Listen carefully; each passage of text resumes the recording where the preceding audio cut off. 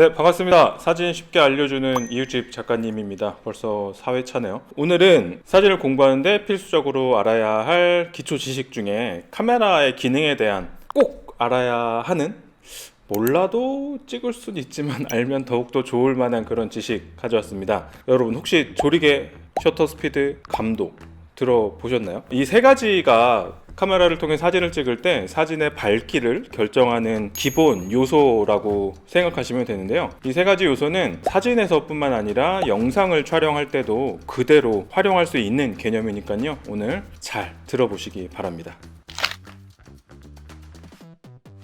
자, 지금 보고 계신 그림은요, 노출의 삼각형, 익스포저 트라이앵글이라고 흔히 이야기하는 자료인데요. 왼쪽에 보시면 조리개, 어퍼처라고 써있네요. 조리개 값은 f2.8, 4, 5.6, 8, 11, 16 이런 식으로 조리개 값을 표기하고요. 맞은편에는 셔터 속도라고 해서 250분의 1, 125분의 1, 60분의 1, 점점점 이런 식으로 표기를 합니다. 맨 아래쪽엔 감도, ISO라고 흔히들 표기하고요. 100, 200, 400, 800, 1600, 3200, 6400 이런 식으로 숫자가 점점점 올라가는데요. 이 각각이 뭘 의미하는지 정확히 안다기보다 오늘의 목표는 이 세 가지가 상호 어떤 관계로 서로 연결이 되어 있는지, 각각의 요소는 어떤 경향성을 가지고 움직이는지 정도를 여러분들이 파악만 하셔도 이 강의는 성공이라고 할 수 있을 것 같아요. 먼저 조리개부터 한번 알아보죠.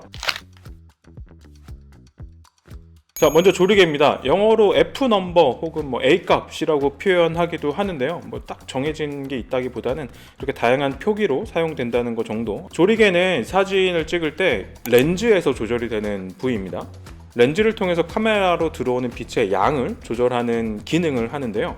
흔히 조리개 값이 크다 혹은 작다, 조리개를 연다 혹은 닫는다 이렇게 표현을 합니다. 중요한 기능으로는요, 지금 저한테 초점이 맞춰져 있잖아요. 그리고 제 뒤로 저희 스튜디오의 일부 공간이 아마 보이실 텐데 이 주변 공간을 살짝 뿌옇게 보이실 거예요. 배경 흐림 효과를 얻을 수 있게 해주는 게 바로 이 조리개의 기능이라고 생각하시면 됩니다. 자료사진 보시면요, 왼쪽에 f/1.4라고 되어 있는 게 동그라미가 가장 크죠. 조리개가 열린 상태라고 생각하시면 되고요. 오른쪽으로 갈수록 원의 크기가 점점 줄어들고 있죠. 조리개 값을 어떻게 설정하는지에 따라서 빛이 들어오는 구멍의 크기, 렌즈에 있는 조리개의 크기가 점점 이렇게 조절된다 라고 생각하시면 됩니다. 그런데 예를 들어 f1.8이 어느 정도의 크기인가 이런 걸 아는 건 하나도 중요하지 않습니다. 중요한 거는 f값 사이에 어떤 경향성이 있고 실제 사진과 영상에서 어떻게 표현되는지를 이해하는 건데요. 조리개를 연다 라고 하면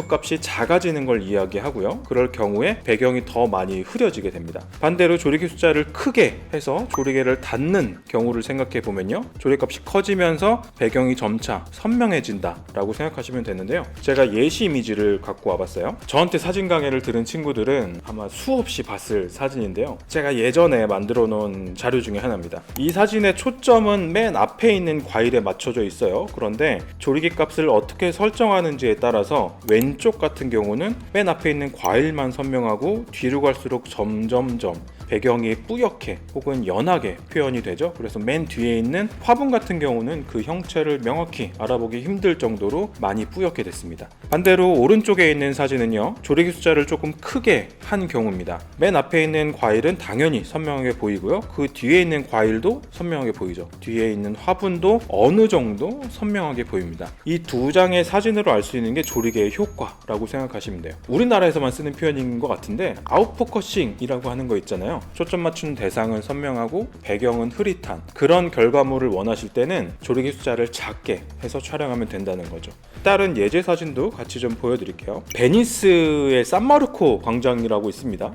베니스, 베네치아라고도 하죠. 카니발 기간에 촬영한 사진인데 멋진 코스튬을 입고 계신 분을 촬영했어요. 초점은 당연히 얼굴, 눈 근처에 맞은 것 같고요. 뒤에 있는 산마르코 대성당인 것 같은데 대성당이 조금 뿌옇게 표현이 됐죠. 조리개 숫자를 숫자를 작게 설정해서 얻은 효과라고 볼 수 있습니다. 사진을 찍을 때 이렇게 조리개 숫자를 작게 설정하는 이유는 초점 맞춤 대상과 배경을 적절히 분리해내기 위함인데요. 촬영자가 보여주고 싶은 대상이겠죠. 그 대상을 조금 더 명확하게 보여줄 수 있기 때문에 조리개 숫자를 작게 설정해서 촬영을 한다라고 보시면 되고요. 지금 촬영한 이 스튜디오 세트도 조리개 값이 2.8 정도의 세팅이 되어 있을 거예요. 초점을 맞춘 저는 선명하게 보이고 제 주변 공간은 살짝 뿌옇게 처리해서 시선이 저한테 집중될 수 있도록 해놓은 세팅이라고 보시면 됩니다. 자, 반대로 조리개 숫자를 조금 크게 하면 어떤 결과물을 얻을 수 있을까요? 이 사진은 2011년도에 제가 개인전을 하고 기록용으로 남겨놓은 사진인데요. 갤러리가 상당히 컸거든요. 촬영을 하는 저로부터 가까운 거리에서부터 먼 곳까지 사진 작품이 빼곡하게 전시가 됐었기 때문에 조리개 숫자를 크게 해서 사진 안에 드러나는 많은 요소들이 선명하게 기록될 수 있게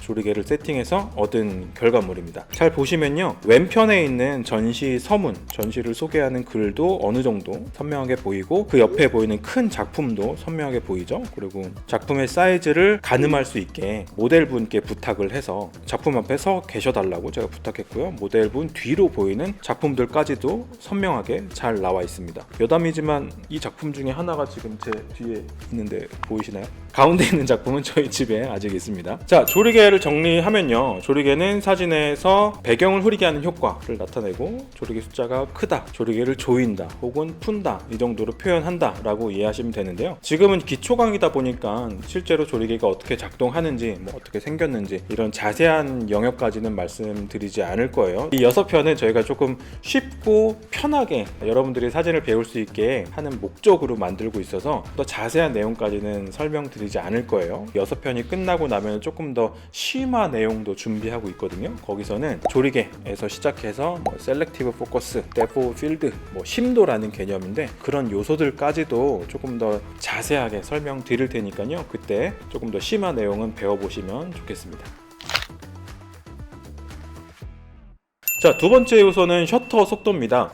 셔터 스피드라고 이야기하기도 하고요. 카메라 기종에 따라서는 S값 혹은 SS라고 표시가 되기도 합니다. 이 사진 보시면 여러분 아마 나도 이거 찍어봤는데 싶으실 건데 바로 이 사진입니다. 촬영을 하려고 하는데 의도치 않게 카메라가 흔들려서 우연히 찍힌 사진이죠. 이런 사진이 찍히는 이유는 셔터 스피드 설정이 잘못되어 있기 때문에 혹은 셔터 스피드가 느리게 설정되어 있는데 그걸 인지하지 못하고 셔터를 눌렀을 경우인데요. 셔터를 눌렀는데 찰칵하고 찍히는 게 아니라 찰칵하고 찍힐 때 혹은 스마트폰으로 촬영을 할 때는 셔터 속도가 1초 이상 2초, 3초 이렇게 길게 늘어지는 동안에 카메라가 움직이면 이렇게 번진 듯한 결과물이 나오게 되죠. 셔터 스피드의 차이에 따라서 사진 결과물이 어떻게 달라지는지를 보여드리는 사진이 바로 이 두 장의 사진일 것 같은데요. 2017년도에 일본 야쿠시마 섬에 가서 촬영한 사진입니다. 야쿠시마 섬은 유네스코가 지정한 세계 유산 중에 한 곳이라고도 해요. 왼쪽의 이미지는요, 셔터 스피드를 아주 느리게 설정해서 촬영한 사진입니다. 해안가의 파도가 굉장히 크게 몰아치는 날이었는데 어떠신가요? 파도의 모습이 거의 보이지 않죠. 바닥에 융단을 깔아놓은 것처럼 이렇게 보이는데요. 셔터 스피드가 길게 찰칵하고 유지되는 동안에 파도는 계속 움직였겠죠. 그래서 그 움직인 궤적들이 남아있는 모습이라고 생각하시면 되고요. 하늘의 구름도 보면요, 이날 바람이 꽤 많이 불었던 날로 제가 기억이 되는데 구름도 정확한 모습으로 찍힌 게 아니라 흘러간 그 궤적이 남아있죠. 번진 듯한 모습으로. 셔터 스피드가 길기 때문에 이렇게 촬영된 거라고 보시면 됩니다. 자, 오른쪽의 이미지를 한번 비교해보죠. 비교적 빠른 셔터 스피드로 촬영한 사진입니다. 바다의 파도는 정지한 것처럼 찍혀 있고요. 하늘의 구름도 우리가 알고 있는 구름의 형체를 그대로 보여주고 있죠. 자, 셔터 스피드는 이렇게 피사체, 특히 움직이는 피사체가 정지한 것처럼 표현할 것이냐 혹은 그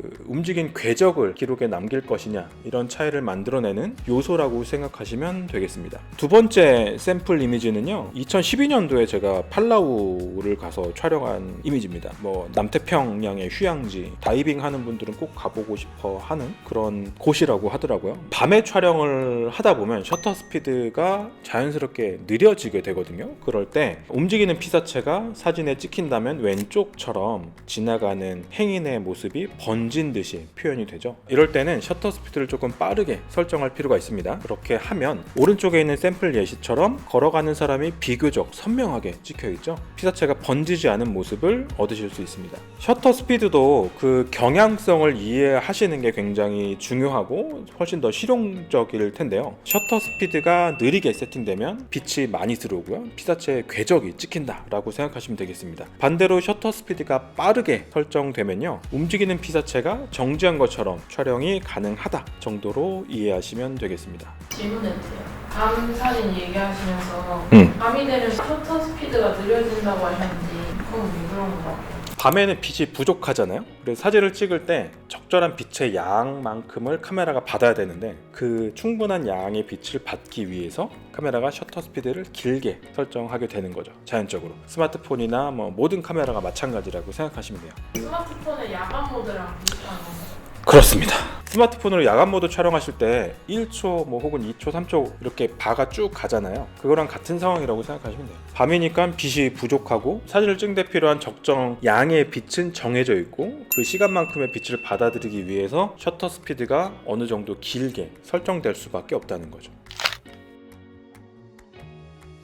여기에 이어서 여러분들이 아셔야 되는 게 감도라는 요소인데요. 감도라는 걸 이용하면은 어두운 곳에서 사진을 찍을 때도 비교적 빠른 셔터 스피드를 이용할 수 있는데요. 저희 업무 공간에서 제가 샘플 이미지를 한번 만들어 봤어요. 감도 800, ISO 800에 설정해 놓고 사진을 찍었을 때는 사진에 찍힌 대상들이 비교적 준수하게 보이죠. 색이 표현되는 방식도 크게 이질감이 없습니다. 이 같은 장면을 감도를 바꿔가면서 만들어 봤더니요, 어떠신가요? 감도가 올라갈수록 뭔가 화면에 지글지글 노이즈가 낀 것, 색 재현성이 떨어지고 색 간의 경계 혹은 피사체 간의 경계가 뚜렷하게 보이지 않고 조금 흐릿해 보이는 효과, 이런 결과물을 의도한 거라면 상관없지만 의도하지 않고 촬영했을 때는 당황할 수 있겠죠. 자, 감도는 이렇게 높아질수록 노이즈가 낀다는 특성이 있습니다. 그런데 굳이 노이즈가 생기는 걸 감안하면서도 감도를 높여서 촬영해야 하는 이유는 뭘까요? 셔터 스피드를 설명드리면서 말씀드렸던 것처럼 어두운 곳에서 사진 혹은 영상을 찍기 위해서는요, 감도를 충분히 높여야만 적절한 셔터 스피드를 확보할 수 있게 됩니다. 사진을 찍을 때 혹은 영상을 찍을 때 조리개, 셔터 스피드, 감도, 이 세 가지를 적절히 조화를 시켜야 결과물을 얻으실 수 있다고 생각하시면 되겠습니다. 지금 보고 계신 이 사진은요, 감도 25600으로 촬영한 사진을 포토샵에 있는 노이즈 리덕션 기능을 통해서 노이즈를 제거한 샘플 이미지인데요. 상대적으로 디테일 면에서는 감도를 아예 낮춰놓고 촬영한 사진과 비교했을 때 떨어지는 건 사실이지만 나쁘지 않죠. 노이즈를 감소시키는 노이즈 리덕션이라고 하는데요. 그 노이즈 리덕션 기능은 나날이 발전하고 있습니다. 촬영을 하실 때 감도가 어느 정도 높게 설정할 수밖에 없다고 해서 그거를 두려워하시거나 걱정하실 필요는 없어요.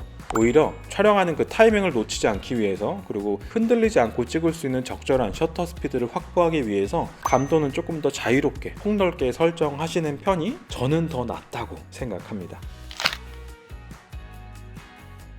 자, 오늘은 사진을 찍고 카메라를 공부하는데 아주 기본이 되는 세 가지 요소, 조리개, 셔터 스피드, 감도, 이 세 가지에 대한 개념을 정리해보자고 했는데 누군가는 이미 어느 정도 알고 있는 내용이라 그렇군 하고 넘어가셨을 수도 있고, 이런 내용을 처음 접하신 분들은 뭐지 잘 모르겠는데 라고 생각이 드실 수도 있어요. 제가 앞서 설명드린 내용들 천천히 반복해서 보시면서 이 각각이 이런 역할을 하는구나, 어떻게 설정하는지에 따라서 이런 결과물의 차이를 만들어내는구나 이해하시면 도움이 될 겁니다.